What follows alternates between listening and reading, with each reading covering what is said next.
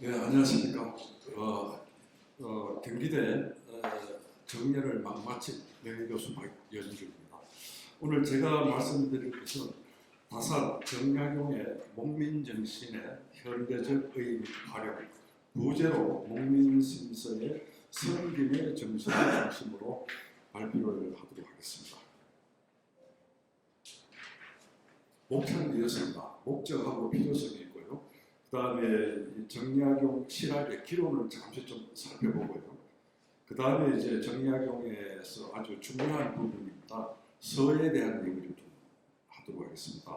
그 다음에 이제 구체적으로 이 기론이라든지 서에 바탕한 성김의 정신이 어떤 의미가 있는가, 그리고 사례에 대한 얘기를 말씀드리고요. 마지막으로 성김의 현대적 적용, 우리 지금 살고 있는 이 시대에 어떻게 적용할 것인가에 대한 얘기를 하도록 하겠습니다.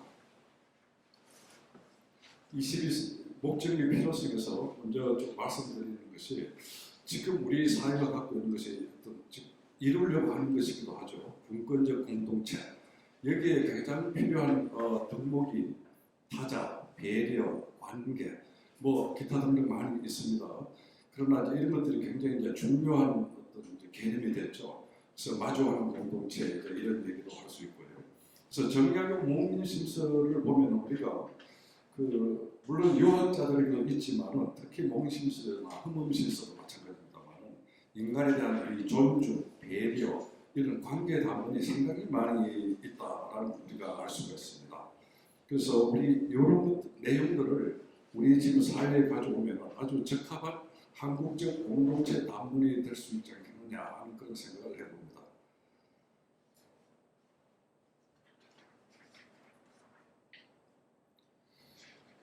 그래서 다산 정약용이 왜 이런 얘기를 우리가 해볼 수 있냐면은, 신학의 특징 중에 하나가 굉장히 실질적인 면이지 않습니까?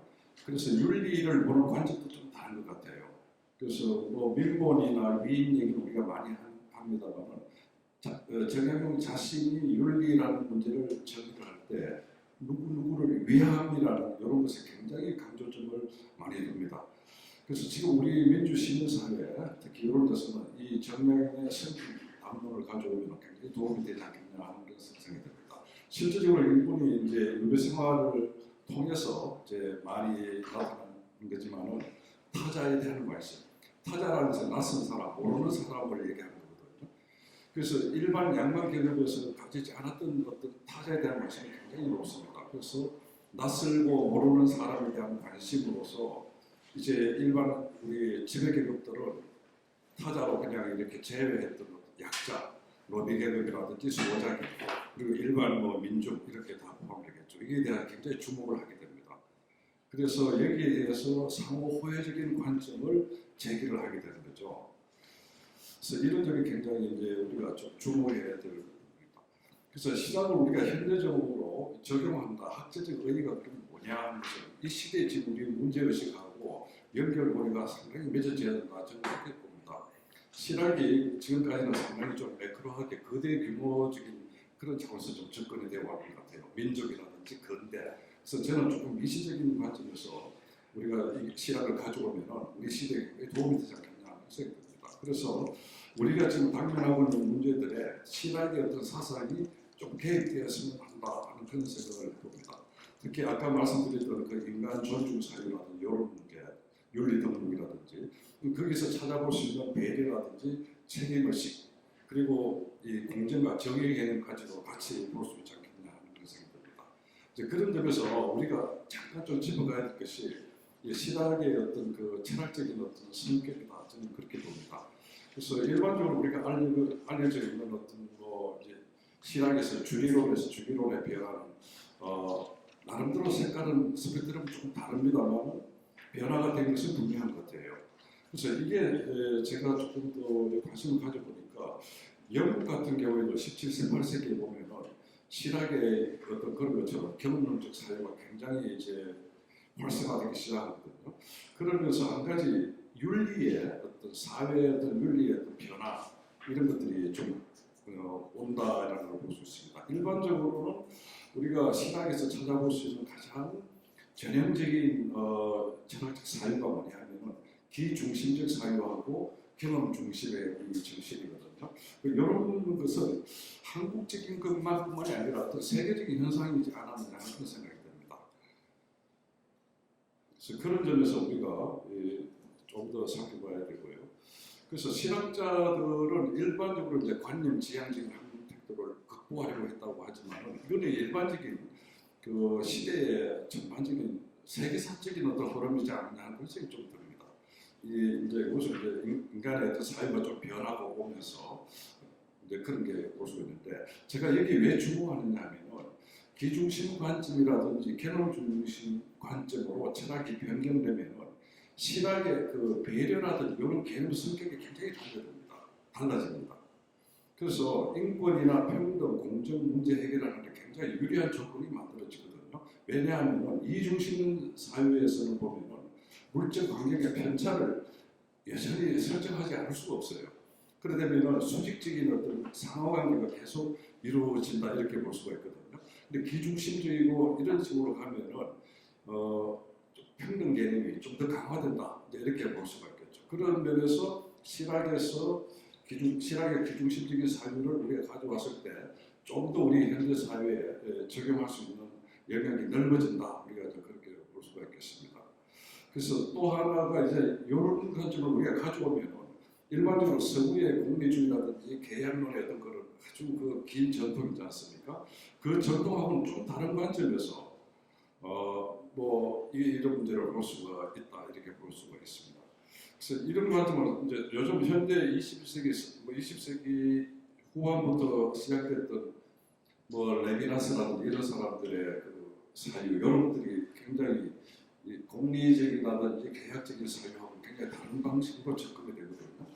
이제 그런 점은 여기서는 우리가 자세히 말씀을 못 드립니다만 그런 점도 상당히 닮아져 있다 이렇게 볼 수 있습니다.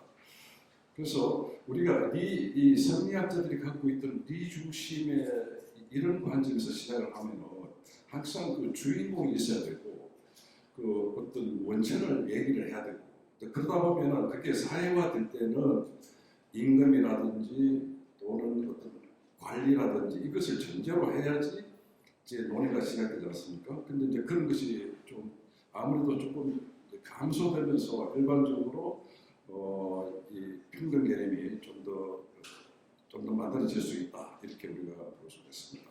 그 다음에 우리가 정약용이 특히 목미스에서 볼 수 있는 것이 보면 신학자들의 어떤 전반적인 것으로도 볼 수 있겠습니다만 특히 정약용한테는 이 도덕이라는 문제를 굉장히 행위적인 것으로 보여요. 그래서 이 행위적이라는 게 우리 실천이라는 개념하고 좀 다릅니다.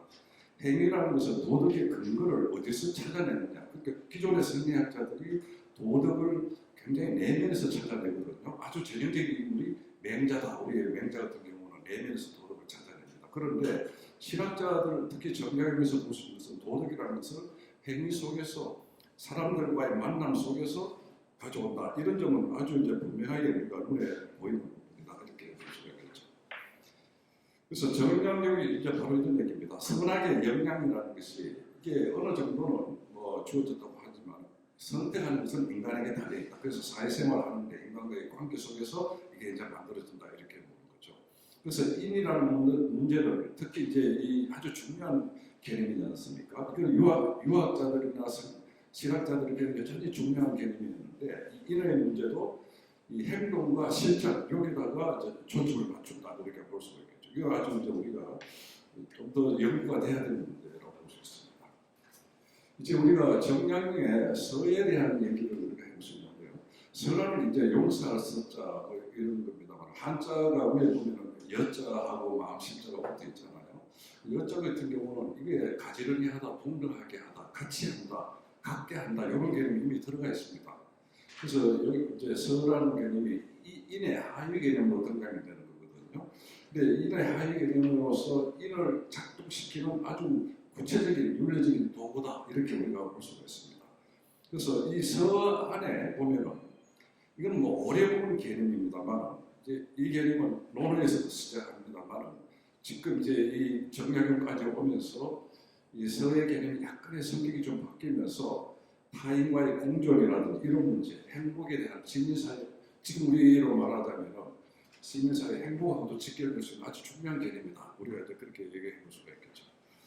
그래서 이 선이라는 말은 이제 논어에는 아주 오리지널하게 나오긴 이렇게 나오죠. 기소부령 불시의인이라는 의미한 말이 들었으니까 자기가 원하지 않는 것은 남에게도 행하지 마라 하는 대로 이 개념 자체는 크게 바뀌지는 않습니다. 그런데 이것을 정약용이 어떤 식으로 보느냐의 문제예요. 그 정약용은 서를 굉장히 적극적 배려, 어떤 준칙으로 이렇게 가져옵니다. 그래서 놀랍게도 경학자로서의 정약용 안에는 서의 문제를 특히 노노고금주의 이런 부분 굉장히 많이 강조가 됐거든요. 이걸 아주 우리 사회를 변혁시킨 아주 중요한 유리 덕목으로 만들어야 된다는 그런 어떤 게 이제 만들어진 것 같아요. 그래서 이제 이것을 어떻게 정약용이 이제 들어가느냐 하면은 인의 문제를 상호 호혜의 어떤 그런 관계성에서 이제 찾아내는 거죠. 굉장히 적극적으로 이제 나오게 됩니다. 기존의 어떤 그 소극적인 인의 문제를 논어적인 어떤 그런 소극적인 인의 문제를 정약용은 굉장히 논어고금주에서 아주 강력하게 인간 관계 속에서 찾아내려고 합니다. 그래서 보면은 서로 우리 인간이라는 것이 서로 도움에서 살아야 하는 존재다. 타자와의 서로 공존해야 된다. 이런 개념은 상당히 이제 발전된 우리 개념이거든요. 그래서 이런 점에서 우리가 우리가 실학에서 말하는 근대 개념도 좀 찾아볼 수도 있을 것 같아요. 그래서 정약용은 여기서 보면은 이미 여기 우리 목민심서에도 상당히 보면은 동등의 개념을 만들어내고 있는 것 같아요. 타인을 동등하게. 그것이 실질적으로 나타납니다. 그 이제 자기가 얘기를 해놨는 그 뒤에 좀 말씀을 드리고요. 여기도 보면은 논어 고금주 이제 논어에 대해서 정약용이 줄을 다른 거죠. 인이라는 다른 사람을 향한 사랑이다. 이때 향이라는 개념이 이제 등장되죠. 그래서 타인을 향해 있다라는 거. 이것도 아주 독특한 개념이다. 우리가 그렇게 볼 수가 있겠죠. 그래서 이 기존에 서라는 것이 약간 용서라든지 이런 개념인데 조금 더 적극적인 사례가 바로 주서로 이제 나타납니다. 그래서 이 용서의 서로는 서의 본의를 오사진다 이렇게 보죠. 그래서 인간관계에서 좀 더 적극적인 의미로 내 선함을 실현하는 어떤 하나의 수양의 방법으로 주소도 가져오고 이 서의 개념도 가져오고 실질적으로 그것을 우리가 인간관계를 하는 데 있어서 이제 이용을 하는 거죠. 그래서 이런 주소에 우리가 현대 시민사회 우리가 적용해 볼 수 있는 여지는 이제 뒤에 또 말씀드리겠지만 우리가 이렇게 보면은 이 평등한 관계에서 타인을 대하는 자세 이거 이제 굉장히 중요한 개념을 하나 얻어낼 수가 있는 거죠. 이건 우리가 기존의 실학자 이전의 어떤 성리적인 사고에서는 이러한 개념을 만들기는 조금 어렵지 않았겠나 싶습니다. 이제 어떤 기본 어떤 서에 대한 어떤 의식은 같다고 하더라도 그래서 이런 점을 우리가 실학에서 조금 더 우리가 좀 추출해내면 지금 우리 21세기 사회에 적용해도 전혀 손색이 없지 않겠느냐 하는 그런 생각이 듭니다. 특히 다문화 사회라든지 이럴 때 우리가 이런 점은 좀 이런 걸 좀 더 가져올 수 있지 않겠냐. 자 이제 성김의 의미와 사례에 대해서 말씀을 드리겠습니다. 성김은 이제 순수 우리 말입니다만 이거는 여기 안에는 이제 이 타인에 대한 관심, 타인을 우선적으로 대하는 것 이런 게 이제 많이 있습니다만 이웃과 타인을 올려 세우는 일. 성김이라는 것은 존중하고 우리가 잘 알려진 경의 사상, 되게 우리가 말하는 경 이런 것들이 이 성김의 아주 그 기본이 될 수가 있겠죠.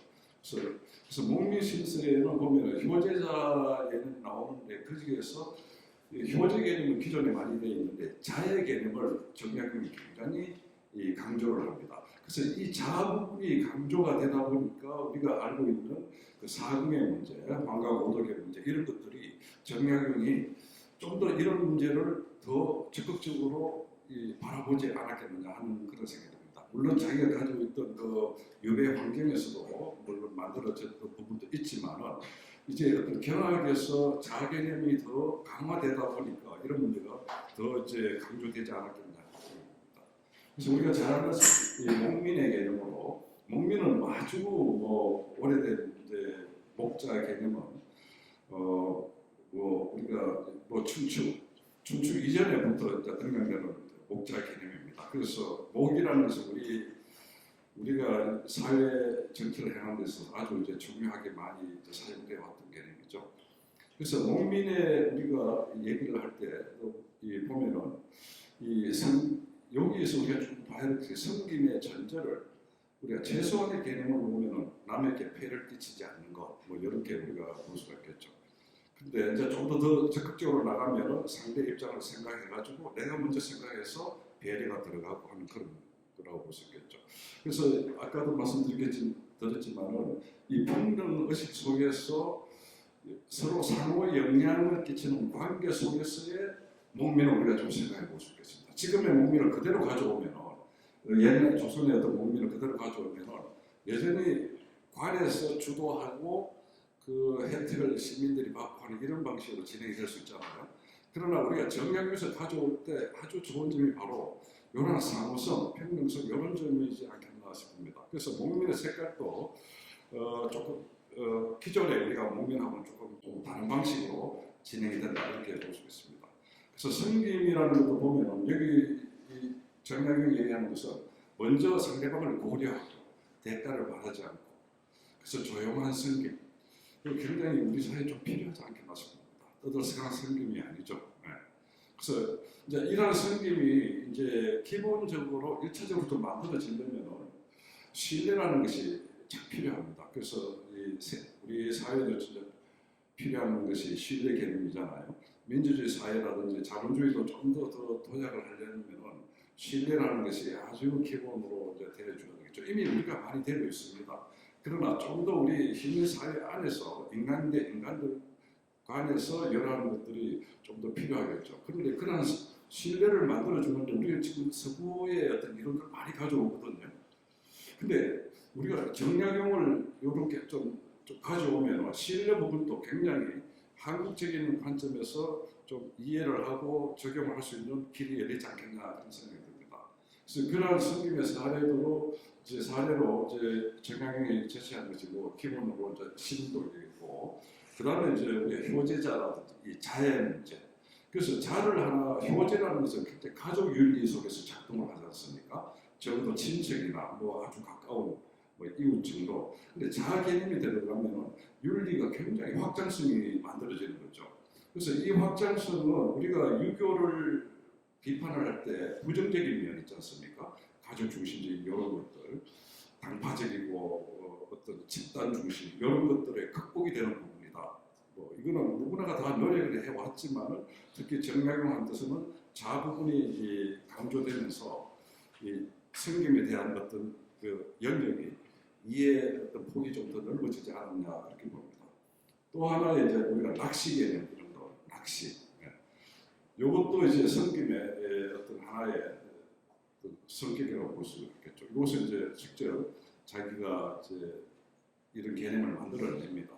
그 다음에 관질이라든지 이런 것도 또 이제 정약용이 만들어내는 새로운 이제 개념들이라고 볼 수 있죠. 그 다음에 양로, 자유 뭐 이런 개념들이 좀 나옵니다. 자유는 아주 재밌는 부분이 이 어린아이들을 이제 보살핀다 하는 그런 뜻인데 이것을 굉장히 어떤 식으로 접근하느냐 하면 자유에 대해서 물론 그 단계는 실현이 되지는 않았어요. 되지는 않았지만은 굉장히 공적인 기금을 넣어가지고 고아원을 만들어야 된다. 그래서 자유원이라는 것을 이제 정약용이 주장을 해요. 자유원을 설치해야 된다. 근데 이 지원금 어디서 만들어내야 되느냐 하면은 정부에서 말하자면 지자체에서 만들어내야 된다. 이렇게 얘기합니다. 물론 조금 더 나가면서 농민심에서는 이런 것도 이웃이 서로 또 보살펴줘야 된다. 이런 어떤 개념도 같이 들어오는 것 같아요. 이런 점도 우리가 좀 눈여겨볼 만한 부분입니다. 지금은 우리가 이제 많이 알고 있는 거, 이제 요즘을 말하면 부양이 기초생활 수급자에 대한 어떤 그런 얘기라고 볼 수 있겠죠. 구휼도 마찬가지입니다.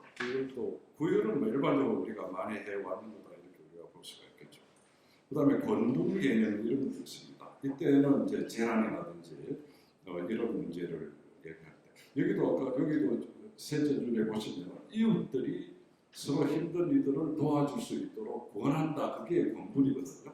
그 권력이 약간 여기 나눠진다는 그런 의미도 되고, 아니 권력이 아니라 이 배품에 대한 것을 권하는 걸 정부 차원, 지자체 차원에서는 할 것이 아니라 이웃으로 이웃들이 할 수 있다라는 이런 개념이거든요. 이런 개념이 상당히 신선한 개념이지 않느냐. 우리 사회에 지금 당장 적용해도 별 문제가 없지 않느냐. 그다음에 휴수 개념은 우리가 헌금실서에도 좀 나옵니다만 수용자들을 어떻게 이제 대할 것인가 하는 문제. 여기에 대해서는 뭐 아주 이 목매실서는 얘기는 많이 없습니다. 그러나 이제 헌금실서에 보면은 이 복지 문제, 교정 복지와 교정 상담 문제도 상당히 이제 얘기가 나오거든요. 그래서 그런 점도 아주 우리가 독특하게 볼 수가 있는 겁니다.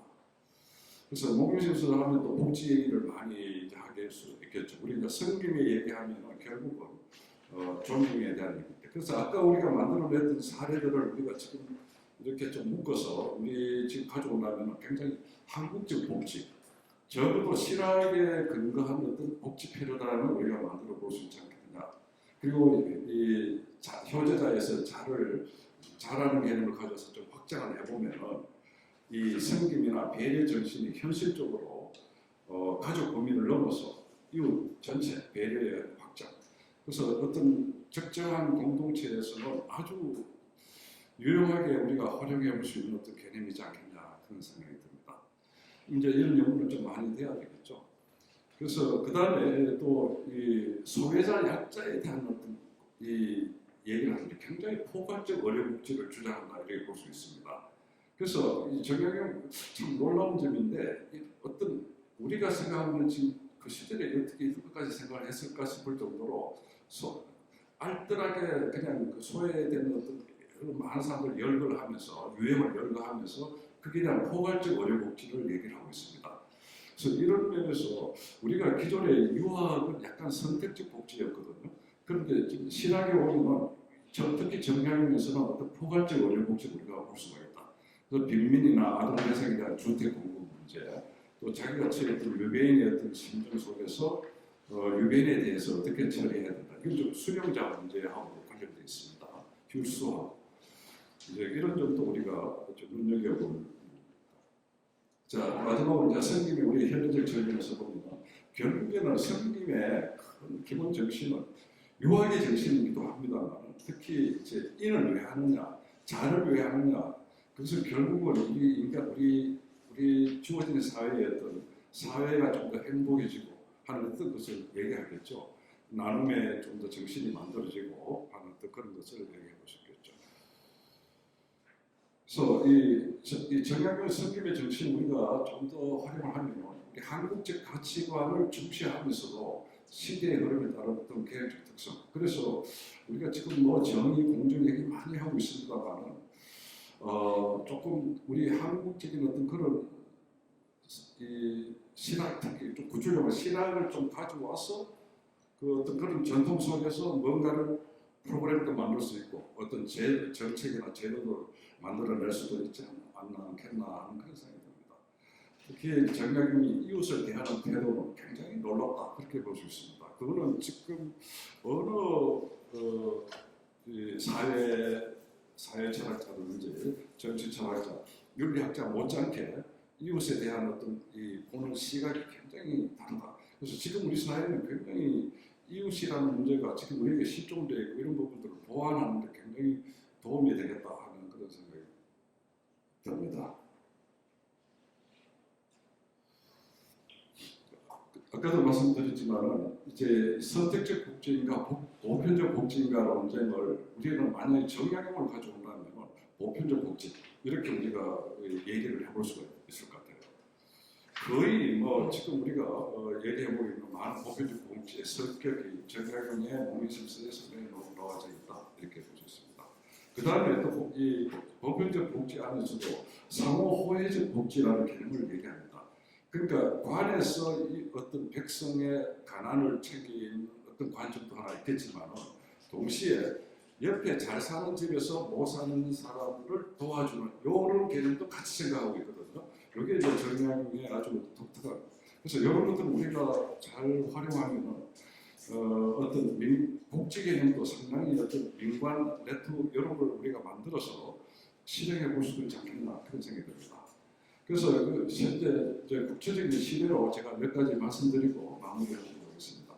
이 기존에 우리가 뭐 자율에 대한 얘기를 많이 합니다만 신학의 특히 보면 성격에 보면 이런 게 있거든요. 어떤 행동을 한다든지 거기에 대한 어떤 강력한 자기 주체성 아주 뭐 강하지는 않지만 자율의 개인의 자율성이라는 것이 어느 정도 지금 만들어지고 있는 단계이지 않나 싶습니다. 물론 좀 더 넘어가야지 이제 또 개인의 문제가 우리 한국 사회도 좀 보면 등장하지만 아직까지는 등장하지 않습니다. 그러나 어쨌든 서로 주체성 속에서 협력하고 경청하고 이런 시너지를 만들어내려고 하는 게 있습니다. 이런 부분들을 우리가 뭐 같이 뭐 실학 자율 학교 이런 개념을 해서 교육 프로그램으로 한번 만들어 보는 건 어떻겠냐 하는 생각이 들고요. 또 특히 이제 우리가 지금까지 봤다시피 이 정약용의 어떤 섬김은 서로 섬김입니다. 그래서 이 이웃과 이웃의 섬김, 그래서 이런 서로 섬김에 대한 문제도 우리 사회에서 좀 더 본격적으로 논의해 볼 수 있는 부분이지 않겠냐. 그리고 아까도 얘기했지만 이 복지 개념 자체도 이 관주도의 어떤 복지에서는 좀 한계가 있는 것 같아요. 그래서 조금 이웃을 돕는 이웃 사랑의 복지 개념 이런 것도 우리가 경기도에서도 얘기해 볼 수 있는 좀 선도적으로 얘기해 볼 수 있는 그런 거 있지 않겠나. 그 다음에 이제 그런 개념은 앞에 제가 언급은 하지 않았습니다. 그런 청한다 이런 얘기입니다. 말씀을 청한다 이런 얘기거든요. 노인과 관련된 문제인데 노인 복지 요즘 최근에 보면은 선배 시민 운동이라고 이렇게 많이 전국적으로 지금 이제 조금씩 퍼져나가고 있습니다. 이거는 노인을 어떤 하나의 지혜로운 인간으로서 재정의하는 거죠. 그래서 노인들로 하여금 시민사회 참여 개념을 굉장히 본격화하는 거거든요. 그래서 이런 정약용이 얘기하는 노인에게 말씀을 청한다, 지혜를 청한다 이런 것들도 우리가 지금 노인을 대하는 어떤 방식에서 노인을 단순하게 그냥 늙어가는 사람으로만 취급하지 않는 어떤 다른 방식으로 노인을 얘기해 볼 수 있고 노인의 삶의 질이라든지 참여에 본격적으로 유도해 볼 수도 있지 않겠나. 그래서 자유의 문제, 아까 이 자유 이제 언급하지 않습니까? 그래서 저는 저출산 문제 이런 것들은 정부가 좀 더 본격적으로 나서야 된다 이런 생각이 듭니다. 이것을 그냥 지금 정약용의 관점에서 보면 철저하게 관해서 주도해서 공적으로 자유 어린아이의 문제를 처리하라고 하거든요. 어떨지 모르겠지만 좀 더 정약용 관점에서 가져온다면 저출산 문제는 상당히 어떤 지원뿐만이 아니라 이런 것을 좀 더 공적으로 제도적으로 정부에서 좀 더 적극적으로 좀 해결해 나가면 좋지 않겠나 생각합니다. 그래서 전반적으로 이제 이런 얘기를 말씀드렸습니다. 그래서 결론적으로 좀 말씀드리면은 우리가 정약용 신학에서 가져올 수 있는 어떤 아주 독특한 부분들 그리고 굉장히 우리 21세기도 좀 적용될 수 있는 신선한 개념들이 많이 있거든요. 이런 것들 우리가 좀 잘 활용하면은 특히 우리 경기도가 좀 선도적으로 좀 진행을 해 나가면은 신학의 어떤 본 그것도 좀 살려내고 또 상당히 한국 사회에서 선도적으로 지자체의 어떤 역할도 할 수 있지 않나 생각이 듭니다. 예, 감사합니다.